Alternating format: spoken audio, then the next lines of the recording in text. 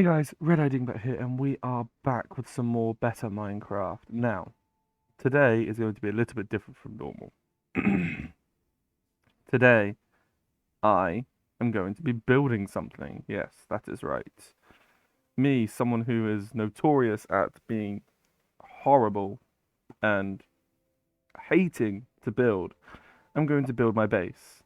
Finally, after about, what, 15 episodes being in this world and moving, let's see.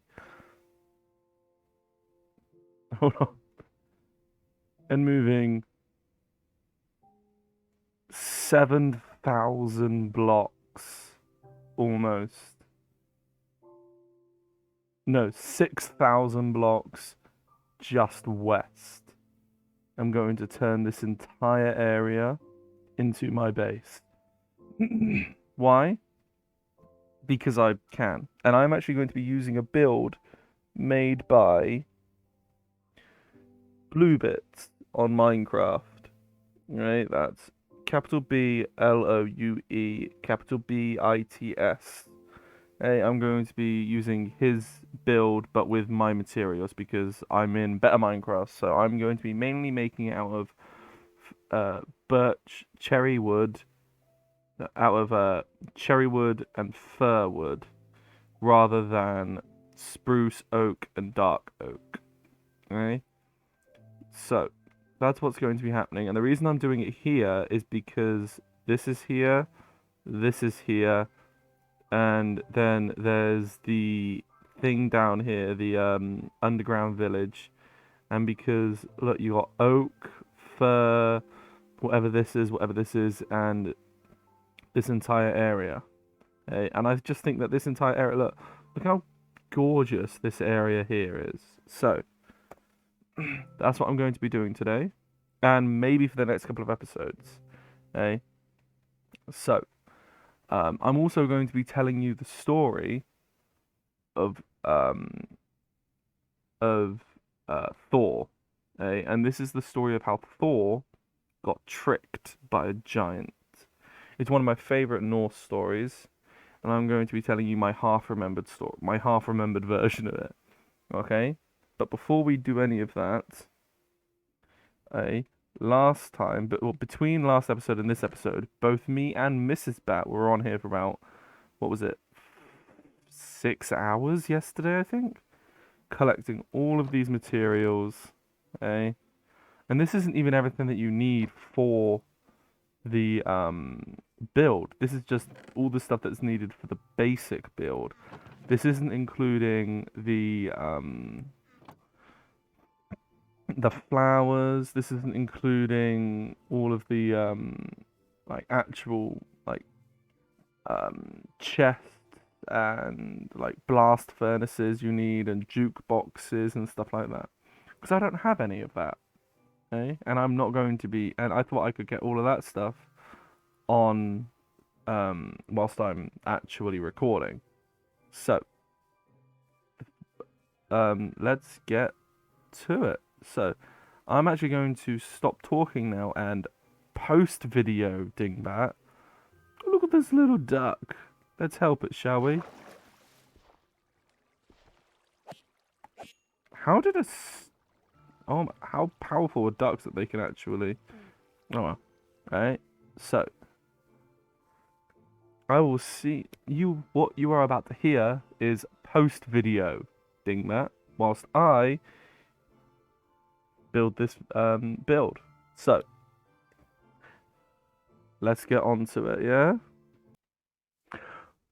Hey guys, post video, Dingbat here, and let's start the story.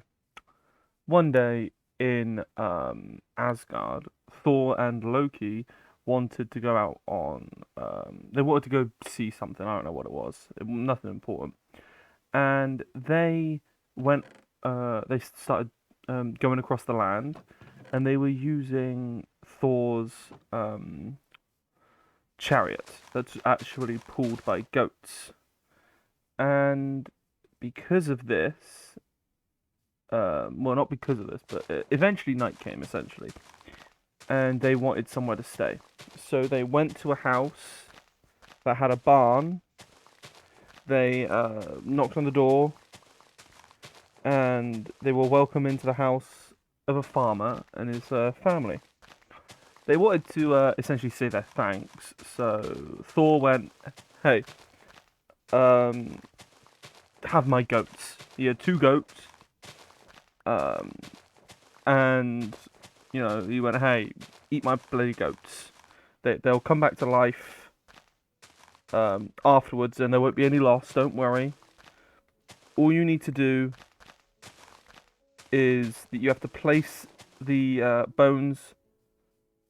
Um, you have to place the bones on the hides after the meat has been taken off of them." The farmer, he had two kids.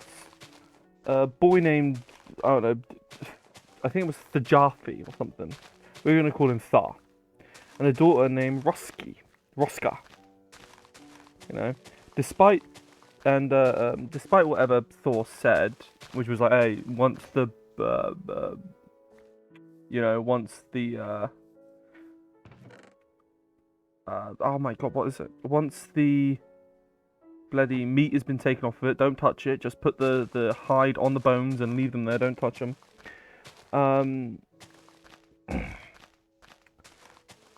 Thar, I don't bloody know what this kid's name was. I'm gonna call him Thar. Thar broke open one of the goat's legs, and he to get to the marrow inside because he was obviously hungry. And then he put it on the hide with the others. So this bone is now broke. When Thor awoke the following morning, he hallowed the goat's hides and bones with the hammer, whereupon the goat sprang back to life. It's like, he essentially like, I command you to come back to life, and they did. But one of them had a lame hind leg because, of course, the bone was broken. Thor immediately, like, he knew what had happened, like, he's done this thing many, many times before when he's out, like, fighting or whatever. He's done this before, and he knows that, oh, the only way this can happen is if, someone has come along and broken one of the bones. So, he was incredibly angry. He was like, "Oh, I am Thor, your god, and you insult me by not only disregarding what I say, but injuring one of my um precious animals that I can't fix now." And he was actually going to kill them all. But the farmer was like, "Hey, look, don't kill us. Just take the kids. Don't kill anyone. Just take the kids. They can be your servants, and don't hurt us." You know. Thor accepted, and he, Loki, and all the kids went onwards on foot, leaving the handicapped goats behind. Eh? Like, because what's Thor gonna do with these bloody goats now? So the they were they went on foot. Eventually, they reached their goal. Well, wasn't they hadn't reached it, but they were on their way to it, which was Jotunheim, the land of the giants. Eh? They crossed the ocean. They crossed a thick, tangled forest, and just as night was falling, they came across a huge hill. They found no one inside a huge hall. Eh? Um, this huge building, and they found no one inside and decided to spend the night there. They were jostled awake by a giant earthquake. Like even Thor was like, "What the fuck's going on?" And they all went outside, obviously, and they found a sleeping giant. This giant was like absolutely gigantic. That even his snores created earthquakes. Eh? Um, and Thor, who notoriously hates giants, um, was just like, "What the fuck are you doing? You can't be here." He clutched his hammer and he was like, "I'm gonna kill that bloody giant. That I hate giants. That giant has to die because I hate giants, and I'm obviously me." Eh? Um, and because of that, he went to kill the giant. And as he was about to hit this giant, the giant woke up. And he actually seemed to be happy, you know, or as happy as a giant can be when Thor's about to kill him. And he introduced himself as Skrymir, which is an awesome name, by the way. If I ever have kids, that's what I want to name my firstborn son, Skrymir. I mean, how cool is your kid going to be if you call him Skrymir? Anyway, so Skrymir, which actually means boaster, but said that he already know all of them, and all of them who he was introducing himself to. Like, oh, of course I know Loki and I know Thor, but he actually knew the kid as well, which was fucking weird, you know. Skrymir picked up his glove, the great hall at which Thor and his company had slept during the night. So this is how big this giant is, that just his glove is the size of a great hall. You know? And he proposed that he, you know, oh, where are you going? Or I'm going there too, sort of thing. Let's go together. You know how those weird people do? It's like, no, I'm traveling on my own. Piss off. Yeah, that means I have to talk to you. But yeah, he was one of them. But the god agreed, and off they went through the forests and over the hills and through the mountains, and you know they walked and walked and walked. At night, they took shelter beneath an oak tree. Sorry, I know it's a half remembered story, but I want to get the names right, you know. So I'm looking up names and there's bits of information here, but it is half remembered because it is my remembrance of the story. Don't worry about that. It's just like names and essentially important bits that I get right. Okay. But there's this oak tree, you know, and Skrymir had been carrying everything they own in his bag because he's obviously a giant, so he can carry it all, no problem. And when the giant fell asleep, okay, the task of opening this bag fell to Thor because the giant fell asleep and is like, well, what the fuck are we gonna do now? We still need all of our shit to fall to sleep as well. But the giant fell asleep and Thor's like, oh my fucking god, really? This is what you're doing now? And Thor tried to untie the giant's knot, just a simple task, but he found that no matter how hard he pulled, he couldn't untie the giant's knot. And Thor's like, what the hell am I doing? This is piss easy. These are bloody knots, and he's trying to untie them. I mean, it's bloody rope, isn't it? So, and then, you know, all of that happened. And this angered Thor, like, so much that he brought his hammer down onto the giant Skrymir, right on his forehead, hoping to kill him.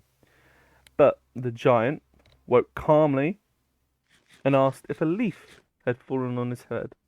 So, oh, is there a leaf nearby that may have fallen on my head? You know, do you know this, Thor? That's a nice hammer you got there. Later on in the night, the giant's snores grew so loud that Thor tried again. You know, he can't sleep because this giant's just fucking snore. You know the people that he's probably like grinding his teeth as well. You know, that sort of stuff. And so Thor tries again, tries to hit him on the head. And Thor tried to kill him again. And after he struck him, the giant woke up, and then he asked very politely and very nicely, "Do you know if a acorn had fallen on his head?" So bigger than a bloody leaf, but you are literally the strongest god in all of existence, because Thor was known as the strong one. And you are being asked if your hammer that has obliterated opponents to absolute smithereens is comparable to an acorn falling on someone's head. So he's getting a bit pissed now. And then just before dawn, Thor decided to try just one last time. Why not? Let's just try one last time. And the giant, after he plonked him on the head, the giant woke up and asked if some birds had roosted above him and shaken some dirt off the branches onto his face. And at this point that this giant has just got like a shit-eating grin on his face.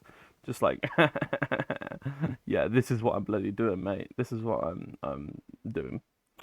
So, uh, after that, Skrymir knew that he'd outstayed his welcome. And so he departed, and Thor and his companions, they kept going, and they to a castle called Utgard. You know, this was around midday the next day, so they've been on this journey a while now. And the travelers reached their destination. The gate was locked, and no one was there to open it. But Thor and the others, um, there was actually some spaces between the bars because this is obviously made for giants. And Thor found that him and everybody else could fit quite easily in the gaps in these bars. Uh, Once inside, they found a hall where a man sat eating and drinking. Amongst them was the king of the castle, the giant Utgarda Loki. Eh? And they all knew exactly who each other was. And he obviously recognized Thor and his new guests, and he just started taunting them about how small they were, because that's what giants would do. If you're a giant and you're also a king, you're obviously going to be like, "Ha, you're so small." Wanting to salvage some dignity, and that of his companions, because these are gods, like literal. This isn't Marvel's Thor or Marvel's Loki. These aren't just like sort of like ultra advanced aliens that live for a few 100,000 years. These are literal gods, you know. Um, so Loki proudly asserted that no one else in the castle could ever eat food faster than he could, because Loki apparently he eats food fast, and that was his skill that he. When you think of something that is so stupid, but you can do it weirdly well. Like you like I have no idea. Everyone's got these skills that are so stupid, and yet that's what they like. What are you good at? It's like, oh, I can eat food quite quickly. Okay, well that's your skill then. Like everybody has that skill. It's never gonna save the world. It's never gonna save anybody's life. But you just, you've got this skill, and that was Loki, one of Loki's, because Loki is obviously a shapeshifter and blah blah blah blah. But Loki could eat quickly. So Utgarda Loki challenged normal Loki to prove this boast by entering a contest with one of the men there. This man was called Logi, so Logi, not Loki, which is fire. That's the is the Old Norse word for fire. And a trough of meat was set before them. Loki at one end and Logi at the other. And essentially, it's a race to the middle. Who can eat their side quicker? They met in the middle at the exact same time. So you're thinking, hey, not a win, not a loss, a draw. That's at least something, right? But whilst Loki had eaten all of the meat, so he hadn't thrown it away, he'd actually eaten it.